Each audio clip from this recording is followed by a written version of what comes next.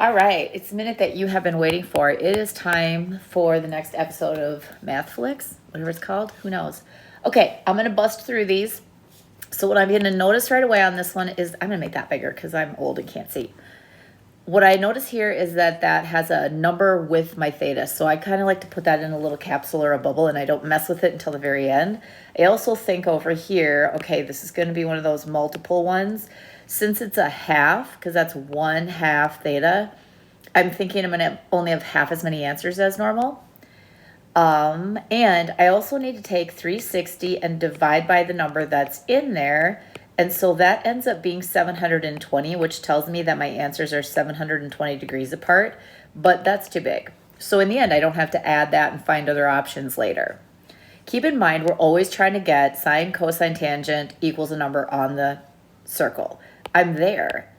I can't mess with what's in that bubble yet, but I need to go to my unit circle and I need to find where the cosine is positive root 2 over 2, crinkling paper as I get my unit circle. So one of those places, now keep in mind, they're not actually my final answers, they're theta over 2's. And one of those places is going to be at 45 degrees and another place is going to be at 315. That's just looking at the unit circle for where the cosine has that value of root 2 over 2. Now, to solve for my theta, since it's divided by 2, I need to multiply by 2 on both sides. So that's gone and that's gone. So one of my answer options is 90. I'm not adding the space to the next one because it's too big, because I can't go past 360, so certainly adding 720 is not an option. Here, I get 630, which is too big, so that's not an option. So over on my answer line, the only thing showing is going to be 90 degrees. And on your quiz, you want to make sure that you are showing that work along with your answer. Okay, so like I was talking about in class, on this next one, I look at the problem and I see what the problem is like. I see that there's a cosine squared and a plane cosine. So that is telling me that I need to factor. And when you factor, GCF is always the thing that you gotta check first, greatest common factor. That is a thing here because they both contain a cosine. So I take one out, and when you're taking one out, you're like undistributing it. So you're dividing it. If you divide these, one of these cancels one of these, leaving me with 2 cosine but not squared. And here, cosine over cosine, anything over itself, is 1. Okay, that's the trickiest part. Now, I just need to look at what makes this equal 0 and what makes this factor equal 0. This one's all ready to go on the unit circle, so I look it up. And notice this is just 1 theta. There's no number here. It's not like cosine of 2 theta or 3 theta, so I don't have to worry about that. I'm just looking on my unit circle for where does that cosine, meaning the x, equal 0. 90 degrees and 270. So that is, so far, 2 of my answers. Here, I have to do a little bit of math first because my goal is always to get sine, cosine, or tangent alone.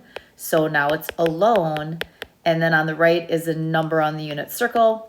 So I go to my unit circle and I look for where that's true, where the cosine is negative 1/2. And that is true at 120 and it's true at 240. And they're all legitimate answers. I just got them each from different factors. So on my answer line, I'm going to have the 90 and the 270. And I'm going to have the 120 and the 240. Those are all my options. In the third one, I'm going to take note, like you want to look at the problem and go, oh, it's one of those multiple ones. And in those multiple ones, I need to take 360 and divide by whatever's with it. So in this case, the answers will be 120 degrees apart. And then I just kind of let that sit there until I get to the end. Then I treat that like a little bubble where I can't get at it until the end. And I'm where I need to be. I have sine, cosine, or tangent and a number on the circle. So I go right to the unit circle. And I find that my answers, meaning my 3 thetas, places where tangent's going to be 1 on the unit circle are 45 degrees and 225. Now it has to be positive 1. But these are 3 thetas. So I got to get theta alone by dividing by 3. So that means my first real answer to this problem is 15. And when I divide the 225 by 3, sorry, I get 75.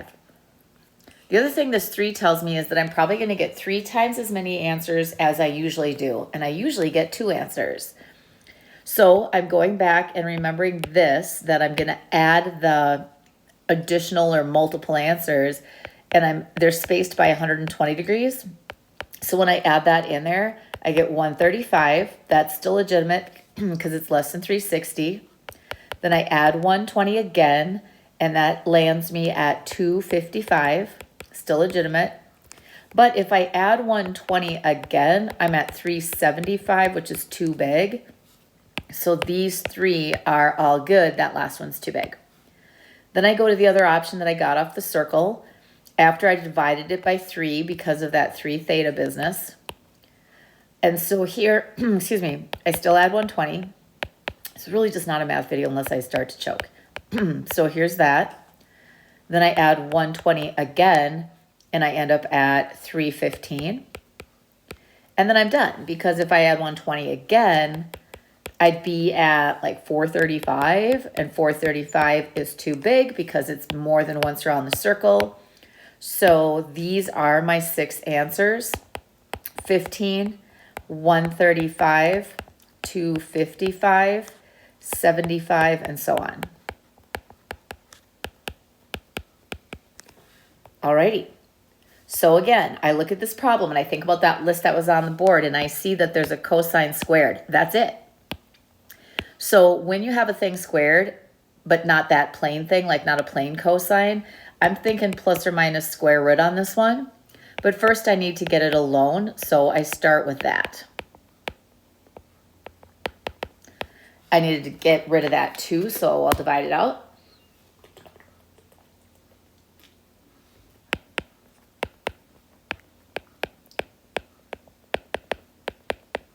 And here's where I introduce my square root and my plus minus. Don't forget about that. This just cancels. So now I have cosine theta equals plus or minus the square root of 1, which is 1, over the square root of 2, which doesn't come out of there. So I end up having to rationalize. So I finally am where I'm trying to go. I have sine, cosine, or tangent alone. And over here, I get something that's on the unit circle. Now with the plus minus, I actually am going to go and find 4 places, because the cosine can be either positive or negative. And so that puts me in several different spots. And that is going to, I'll just put them right onto the answer line. That's going to put me at 45, 135, 225, and 315. Those are all the places where the cosine has a value of either positive or negative root 2 over 2. Glancing at number 5, I see that this is a multiples. I'm going to just kind of keep that in a bubble, but for now I have to get rid of the other stuff around my cosine. So now I have cosine of that 2 theta in a bubble equals, I've got a negative and a root 3 and an over 2. So it's time to go to the unit circle, because I can find that place where the cosine equals negative root 3 over 2, and that will be equal to my 2 theta. So where is that true? I go to my circle. I find that the cosine will be negative root 2 over 2 at negative root 3 over 2 at 150 and at 210. But that's 2 theta, and I want 1 theta. So I'm going to go ahead and divide out the 2. So my first answer is actually at 75 degrees, and my other answer down here is going to be at 105. Sorry, brain fart. Okay, so I also have to remember that because there's a 2 there, the spacing for me is going to be 360 divided by 2, so 180 degrees.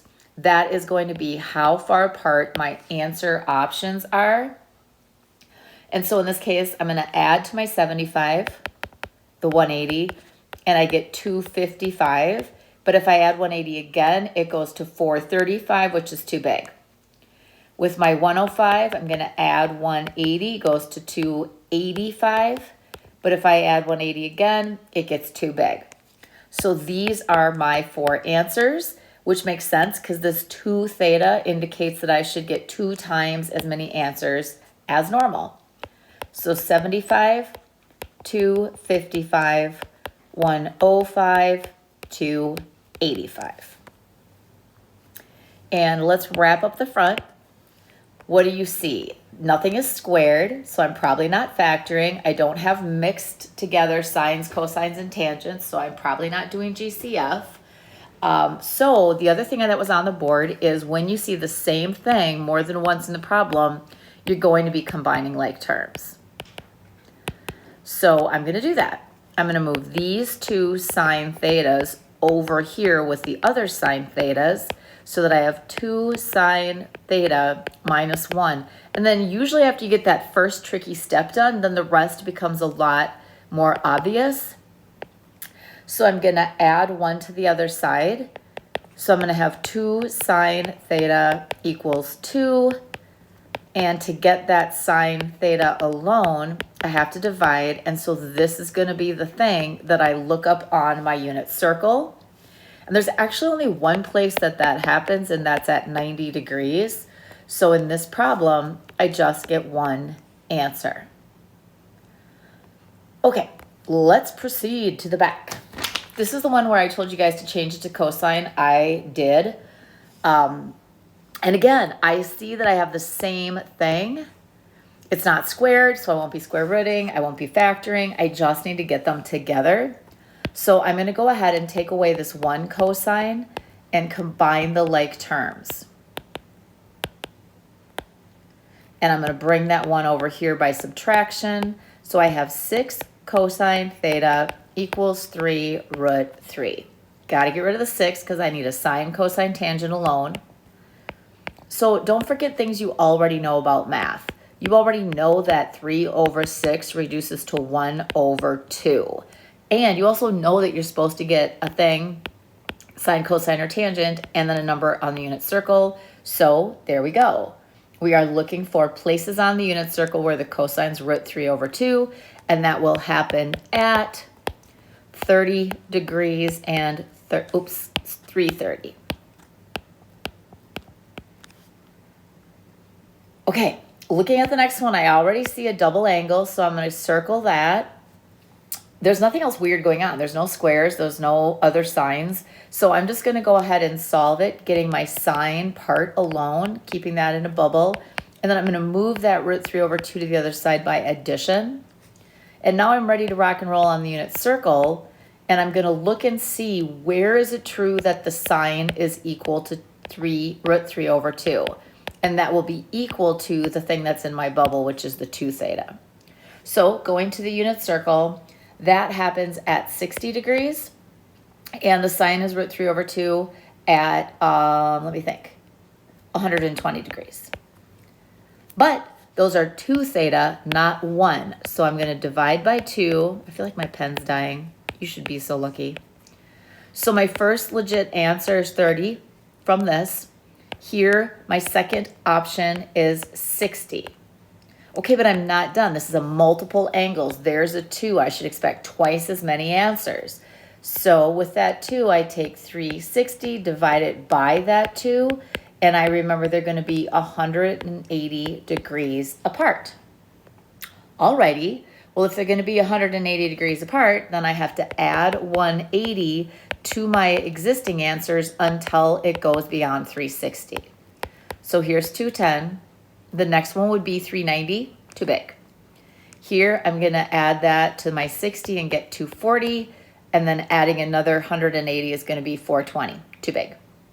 So these are my 4 answers. I kind of expected 4 answers because that 2 indicated I'd get 2 more than usual, and I usually get 2. All right, so I can see right away that I'm going to need to factor here, and this is where most of you get crabby at me. And the way that I know that is I have a sine squared and a sine. And I can't do GCF because I also have this 1, and that does not have the sign in common. So you can think about this as 2y squared plus y minus 1 if you need to. Keeping in mind that how I did these back in the day when we did factoring was if there was a number in front, I put it here and here. For now, I multiplied the front end times the back end. I ignored positive or negative. 2 is the number that I need to split, but there's not a lot of ways to split 2. It's 2 and 1. That's it. Noticing that I need a positive 1 in the middle, that would require me to have a plus 2 and a minus 1. And then we would need to reduce when we could. You can't reduce this, but these divide by a 2. So these would be my factors.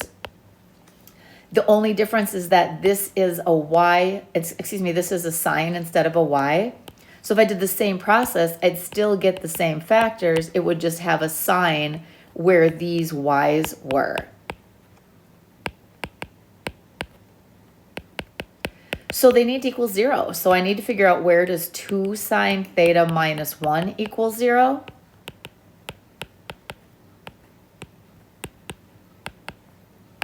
So one thing I'll be looking for on the unit circle is this.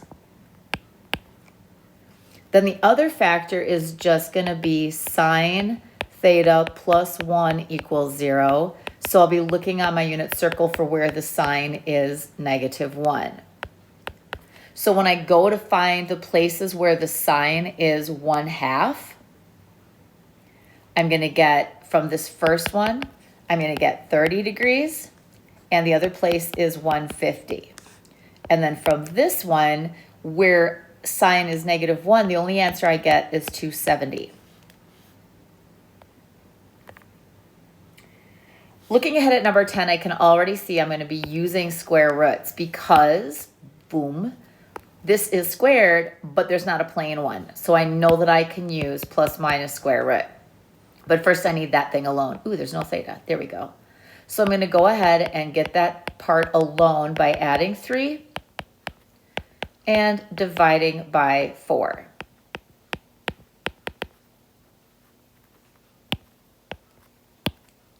Hang on. Part of my answer sign became a negative. Look, okay. So then I have this. Now's the time to get rid of that square with a plus minus over here. Gone, gone. So cosine theta is plus or minus. You can't square root of 3, but you can square root the 4 on the bottom and change it into a 2. So this is what I'm going to look for on the unit circle. And I've done that before. You're always looking for the same things over and over again. So when I go to try to find out where is the cosine going to be plus or minus root 3 over 2, I end up with 30 degrees, 150, 210, and 330. Those are the places on the unit circle where this is true. All right. In number 11, a lot of people got stuck on this one. And in class, I was saying if you have mixed functions, you should think GCF. Most of the time, kids are stuck, it's GCF. So greatest common factor. So if you're stuck, look and see, is there a greatest common factor that I can potentially take out of that problem? Water break. So the answer is yes. Both of these have a sign. So if I divide that sign, and that's what you're doing, is you're undistributing it. So you're dividing it out of these two terms. The first part, something over itself, will just become a 1. Here, these signs would cancel out, and what's left is 2 cosine theta. Okay, now you have two factors. This one has to equal 0, or this one has to equal 0. This is all ready for the unit circle already. And so I can just go there and be like, where is the sign equal to 0? And the sign is equal to 0 at 0 and 180. And then if you want to put 360, I don't care. It's the same as that 0 degrees. They're the same spot. And then here, I got to get the cosine alone. So I'm going to take away the 1. But then I also have to divide by that negative 2. So I end up looking for places where the cosine is equal to a positive 1/2 on my unit circle because those negatives will cancel out. So I already have 3 answers from over here where the sign was 0, and that was at 0, 180, and then you can list 360. I don't care if you have both of these or not. You just have to, what's that squiggle? You have to have one or the other so that I know that you know that that spot on the circle works. And then here, where is my cosine? Positive 1/2. So my cosine is going to be positive 1/2 at 60 and again at 300. So then these are my answers. The grand finale of this particular episode. Let's do it in black because you're sad. Maybe blue, since you're blue. Feeling blue that this is ending.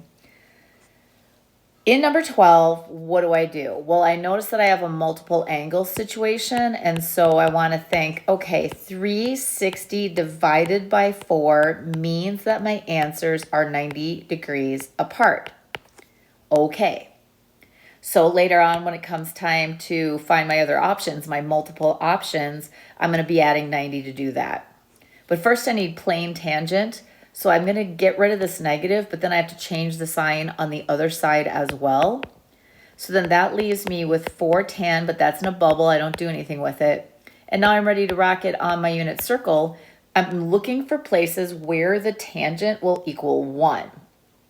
Alrighty, but those are going to be equal to the 4 theta that's hiding in this bubble. And that's an easy thing to forget, is this step.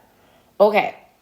So when I go to my unit circle, the first place that I find a tangent of 1 is 45. And the second place is 225.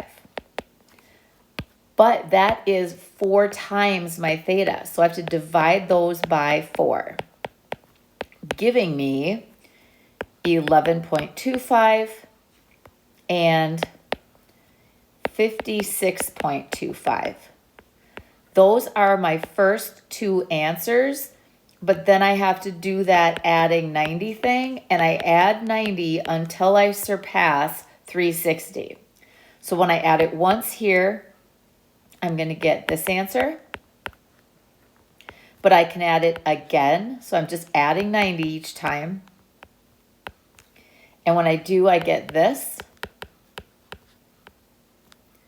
And I actually can cram in one more answer that is 281.25. Same thing here. I add I add 90.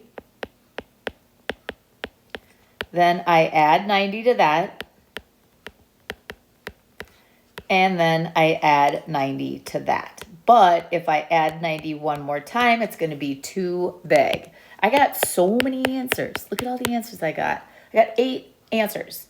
But that's not super surprising because that 4 is saying, hey, you might get 4 times as many answers as normal. And you did. Swoop. There you go. Another exciting episode of how to do my math when I'm at home alone. Have a great night. Look forward to seeing you.